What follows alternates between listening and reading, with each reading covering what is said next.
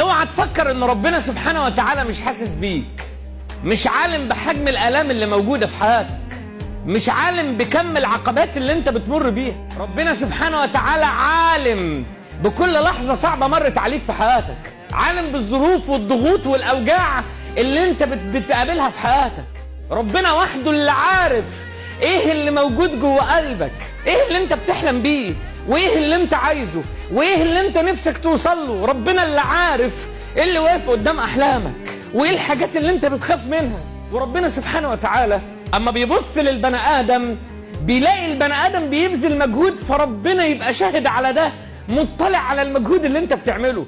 فتبقى قاعد وانت قاعد قدامي تبقى مصدق بجد ان ربنا سبحانه وتعالى بيعوض البني ادم، ويبقى عندك ايمان ان عوض ربنا عظيم.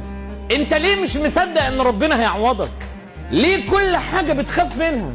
ليه شايف ان المجهود اللي انت بتعمله لازم العالم كله يشوفه عشان ربنا يديك المنتج ده؟ يا ابني ربنا شايفك.